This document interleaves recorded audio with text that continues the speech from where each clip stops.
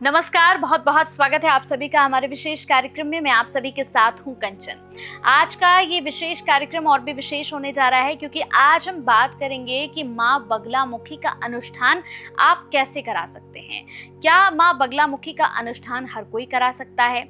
क्या अगर किसी के जीवन में परेशानी चल रही है, बहुत ज़्यादा परेशान है, अचानक से बिजनेस बिल्कुल खत्म हो गया है, या फिर बहुत मेहनत करके मकान खरीदा था, आज वो मकान बेचना पड़ रहा है, या जिंदगी में ऐसा कुछ है जो खो चुका है और उसे पाने के लिए आप दर दर भटक रहे हैं, तो वो कैसे हासिल होगा? क्या इस अनुष्ठान से वो सब कुछ हासिल हो सकता है जिसकी जरूरत आपको है? ऐसे बहुत सारे सवालों पर आज हम उत्तर लेंगे। मेरे साथ हमारे इस खास कार्यक्रम में माँ बगलामुखी के परम साधक कथावाचक आचार्य भरत जी हैं। बहुत बहुत स्वागत है महाराष्ट्री आपका। जय माई की।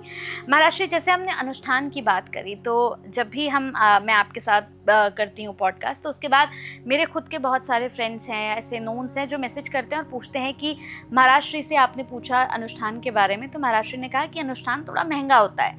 तो अब लोगों का ये प्रश्न है कि क्या फिर अगर गरीब असहाय लोग हैं जिनके पास इतना पैसा नहीं है, क्या वो माई का अनुष्ठान नहीं करा सकते हैं? क्या चीज होती है कि मेरे पास भी कई फोन आते हैं। हाँ। पहली बात तो बता दो कि मैं एक परिवार वाला हूँ और मैं जो चीज आपको इस पॉडकास्ट के माध्यम से बताऊंगा वो सब ओरिजिनल होगी।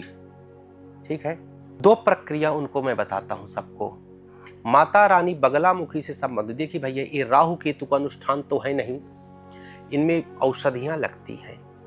क्यों ये महंगा है? औषधियां लगती हैं, बड़े बड़े साधक होते हैं, एकांत में अनुष्ठान होता है और रात्रि में 9 बजे से सुबह 3 बजे तक होता है।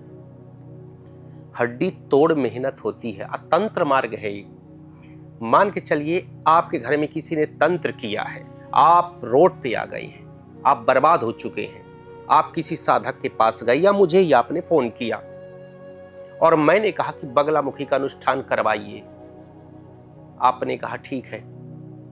अगर मैं आपके घर में अनुष्ठान करने पहुंचा साधकों के सहित, मतलब 9 से 10 साधक होते हैं, 9 साधक हो गए, 7 साधक हो गए, जो कि दतिया पीठ से ही बुलाता हूं, कामाख्या से बुलाता हूं, जो शक्ति पीठ है वहां से ओरिजिनल साधक, जिन्होंने कम से कम लाखों या करोड़ों सब स्वयं के लिए किए हों, जो गायत्री के भगवती बगलामुखी के उपासक हों।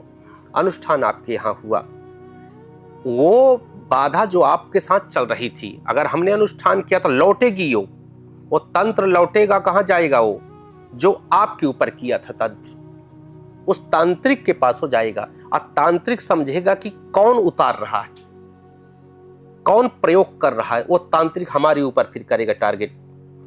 तो भैया, ये दो धारी तलवार है। हमें अपने परिवार की भी सुरक्षा करनी है, अपनी सुरक्षा करनी है और आपकी सुरक्षा करनी है। इसलिए ये जो अनुष्ठान है महंगे होते हैं। औषधियां इसमें बड़ी महंगी महंगी लगती हैं, विष लगते हैं इसमें, मैनसिल, पारा, ये सब लगता है इसके अंदर, बड़े बड़े पुष्प, बड़ी बड़ी औषधियां, रात्रि में हड्डी तोड़ मेहनत होती है। ये तंत्र मार्ग है। मैं पुनः कहना चाहूंगा, बगलामुखी के अनुष्ठान महंगे होते हैं। तो फिर क्या करें हम? दूसरा प्रश्न उठता है कि हम क्या करें। अगर आप वो चीज नहीं कर पा रहे तो एक सरल उपाय बता रहा हूं। अगर आप अनुष्ठान नहीं करा पा रहे हैं तो आप भगवती बगलामुखी का अष्टोत्तर शतनाम का पाठ, भगवती बगलामुखी के पुनः रुद्रयामल तंत्र, एक तंत्र शास्त्र है, रुद्र यामल तंत्र का मां भगवती बगलामुखी अष्टोत्तर शतनाम का पाठ डेली आप, मैं जो कह रहा हूं बड़े ध्यान से सुनिएगा, डेली 36 पाठ, टोटका है एक 36 पाठ रुद्र यामल तंत्र बगलामुखी अष्टोत्तर शतनाम का पाठ करिए आप। एक टाइम रखना है आपको, रात्रि में 9 बजे से करें तो प्रत्येक दिन 9 बजे, 10 बजे से करें तो प्रत्येक दिन 10 बजे रात्रि से, 11 से करें तो 11 बजे करना है आपको। कितने? 36 पाठ बगला अष्टोत्तर शतनाम के, 3 पाठ बगलामुखी चालीसा। पीले आसन पे बैठना है, 2 दीपकों को जलाना है। बड़े ध्यान से सुनिए, आसन कौन होगा? पीला। दीपक कौन होंगे? 2 दीपक होंगे, एक सरसों के तेल का, एक घी का दीपक होगा। राइट की तरफ घी का, लेफ्ट की तरफ आपका सरसों के तेल का दीपक, चौकी पे भगवती बगलामुखी की फोटो होगी और आसन बिछा दीजिएगा लाल आप पीला।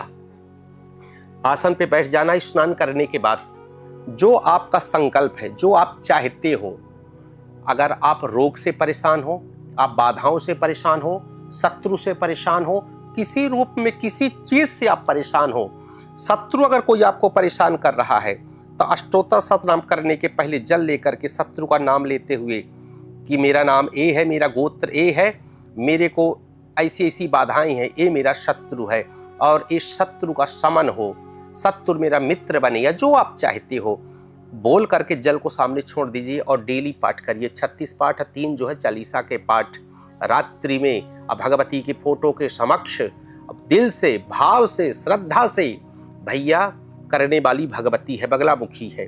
मैं एक मार्गदर्शन आपको दे सकता हूँ, एक करिए आप, आपको चमत्कार दिख जाएगा 40 दिन में। इसको कर लीजिए, आपको 1 रुपए इसमें नहीं लगने वाले हैं। लेकिन अगर आप साधकों को बुलाओगे, अगर एक कार्यक्रम को कराओगे बगलामुखी का कार्यक्रम, तो उसमें पैसे लगते हैं, महंगा। कहीं आप कराओ। और एक चीज और बता दूं, मुझसे आप पूछते हैं, बताता हूं, कहीं से भी दीक्षा लो, कहीं से करवाइए। मैं वैसे व्यस्त रहता हूं, मेरी कथाएं चलती है बंधुओं, कथा भी करता हूं, कई कथाएं हैं मेरी। और जब कोई आया तो भगवती के कार्यक्रम भी कराता हूं। कहीं भी कराइए, थोड़ा महंगा कार्यक्रम होता है, लेकिन आपको मैंने उपाय बता दिया, इसको करिए। हवन भी आप कराएंगे तो वो भी थोड़ा इन हवनों से महंगा होता है। मेरे पास कई लोग कुंडली को लेकर के फोन करते हैं, तो कुंडली का भी एक भैया एक चीजें होती हैं, जब किसी आचार्य से, किसी साधक से आप कुछ दिखवाते हो, उसका भी एक चार्ज होता है। और आप सब, हम भारतीय हैं, सनातनी हैं, हर व्यक्ति का एक परिवार है, ओरिजिनलिटी यही है। हाँ, इसमें बिल्कुल वो चीजें न करें आप, निसंकोच आप कुंडली भी दिखाएं, हवन भी करवाएं, जब भी करवाएं, कुछ भी है, और कहीं भी करवाएं। लेकिन एक निवेदन जो मैं कह रहा हूं, इस निवेदन को आप स्वीकार करें, दीक्षा लेकर के करें, या साधकों से कराएं, या स्वयं आप जो है इन प्रक्रियाओं का अनुपालन आप करें। मैं तो यही निवेदन करना चाहूँगा। जैसे हमने बहुत बार महाराष्ट्र देखा है कि लोग मुद्राओं की बात करते हैं कि माँ बगलामुखी में मुद्राओं का भी बहुत बड़ा महत्व होता है। तो ये मुद्राएं क्या हैं और ये कैसे कार्य करती हैं? मुद्राएं एक दैट्स विद थेरेपी, एक जो है उंगलियों के विशेष आकृति से बनने वाली चीज को हम मुद्रा बोलते हैं। जैसे ये क्या है? ये क्या है? मछली जल की रानी है। ये मत्स्य मुद्रा है। अच्छा, ये क्या है?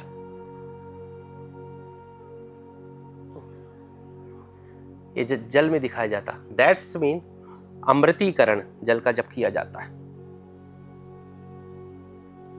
अंकुश मुद्रा, मुद्राएं हैं। ये मुद्राएं जो हैं तो ये विशेष, जब उंगलियों की विशेष आकृति से बनती हैं, पता है इन मुद्राओं का कितना महत्व है आध्यात्मिक और वैज्ञानिक। इन मुद्राओं से रोग शांत हो सकते हैं। अच्छा, विशेष आकृति जो बनती है, ये आकृति विशेष, उसके पास एक आकर्षण होता है, एक तेज होता है, विशेष एक चुंबकीय प्रभाव होता है, एक डिवाइन एनर्जी होती है उसके पास। भगवान को बुलाने का प्रयोग मुद्रा को दिखा करके किया जाता है। भोग लगाने की भी एक मुद्रा है, प्रकट करने की भी एक मुद्रा है, बैठाने की मुद्रा है, खिलाने की मुद्रा है, आहुति देने की मुद्रा है। कितनी तरह की मुद्राएं होती हैं। तंत्र मार्ग कौन सी सूक्री मुद्राएं कब होती हैं। अलग अलग मुद्राओं का अलग अलग महत्व है। और ये मुद्राएं जो हैं, ये पूरा भगवती के अर्चन में प्रयोग की जाती हैं। भगवती को अंग प्रत्यंगों में बैठाने के लिए प्रयोग की जाती हैं। भगवती को खिलाने के लिए प्रयोग की जाती हैं। और स्वस्थ रोग ठीक करने के लिए मुद्राओं का प्रयोग होता है। भगवती को प्रसन्न करने के लिए मुद्राओं का प्रयोग होता है। जल को पवित्र करने के लिए, जल को दिव्य और भव्य बनाने के लिए मुद्राओं का प्रयोग होता है। स्थापन, स्तंभन, मोहन, सम्मोहन, उच्चाटन, वशीकरण इत्यादि प्रक्रियाओं में भी इन मुद्राओं का प्रयोग होता है। पूजन मार्ग में, तंत्र मार्ग में मुद्राओं का बहुत ही बड़ा महत्व है। इसके बिना कोई कार्य ही नहीं होता पूजन का। ऐसी हैं मुद्राएं। तो ये जो मुद्राएं हैं ये कोई भी कर सकता है महाराष्ट्र, या इसके कुछ नियम होते हैं? जैसे अगर कोई सीखता है या इन मुद्राओं के बारे में किसी को पता लगता है तो कोई भी कर सकता है ये? नॉर्मल जो मुद्राएं हैं, तो जैसे पूजा पाठ की जो है उसको तो नॉर्मल व्यक्ति कर सकते हैं, बात वही आ गई। लेकिन जब कोई दैवीय, जैसे कि 10 महाविद्याओं से संबंधित कोई अगर जैसे गुरुमुख नहीं हुआ है, गुरु दीक्षा नहीं लिया है, तो कुछ मुद्राएं वर्जनीक हैं, वह नहीं करना चाहिए। जैसे देवी को हम योनि मुद्रा से प्रणाम करते हैं, तो हालांकि नॉर्मली व्यक्ति कर सकते हैं उसे, लेकिन कुछ और गुप्त मुद्राएं हैं। उन गुप्त मुद्राओं को ये जब गुरु प्रदान करता है, बताता है, जैसे कवच को लेकर के हो गया, कुछ पाठ को लेकर के हो गया, कुछ मुद्राओं को लेकर के हो गया, और जब गुरु के समक्ष हम जाते हैं ना, तो गुरु बहुत सारे रहस्यों को हमें बताता है जो गूगल नहीं बता पाएगा। मैं देखता हूं ना, कई लोग भ्रमित करते हैं कई लोगों को कि आइए मैं एक मंत्र बताता हूं भगवती बगलामुखी का, इस मंत्र की चैंटिंग करो। एक अक्षरी बीज मंत्र बताता हूं, मूल मंत्र बताता हूं, चतुराक्षरी बताता हूं। जीवन को ये नष्ट कर रहे हैं, सब तबाह कर रहे हैं। तो ये नहीं, सब कुछ आपको मिलेगा। मैं कहता तो हूं, मैं आपका बंधु हूं, आपका भाई हूं, आपका मित्र हूं, आपका साधक हूं। आपको आना है, सब कुछ मिलेगा। लेकिन गुरु कब रहस्यों को खोलता है? जब शिष्य आता है, जब शिष्य योग्य होता है। ये गुप्त विद्याएं हैं भैया, पुनः कह रहा हूं, ये गूगल से मत ढूंढिए और फेसबुक से मत ढूंढिए। गुप्त विद्याएं हैं, गुरु के चरणों में बैठ करके ही समस्त विद्याओं को आप प्राप्त कर सकते हो। कोशिश करिए, आइए, आप स्वागत है। और इसके लिए आपको गुरु दीक्षा लेना बहुत ज्यादा जरूरी है। देखिए, लगातार हर एक एपिसोड में हमने आपसे ये कहा है कि जो भी एपिसोड में आपको बताया जाता है, चाहे आपको कोई मुद्रा बताई जाती है, आपको कोई मंत्र बताया जाता है, आपको कोई माँ बगलामुखी की पूजा बताई जाती है, कृपया करके एक बार फिर से सुन लें कि बहुत सारी ऐसी चीजें हैं जो आपको दीक्षा लेने के बाद ही करनी है। यूट्यूब मास्टर बनकर प्लीज खुद से घर पर बैठकर मत करने लगेगा। ये हम हमेशा अपने हर एक एपिसोड में बताते हैं, और महाराज श्री खुद कहते हैं कि आप दीक्षा लेकर जो चाहे कर सकते हैं जीवन में, लेकिन बिना दीक्षा लिए अगर आप कुछ भी करते हैं तो ये तंत्र मार्ग है, इसमें आपको बहुत मुसीबतें आ सकती हैं। अगले एपिसोड में फिर आपसे मुलाकात होगी माँ बगलामुखी को लेकर, और भी बहुत सारी चर्चाएं हम करेंगे। बहुत बहुत धन्यवाद महाराज श्री। जय माई की।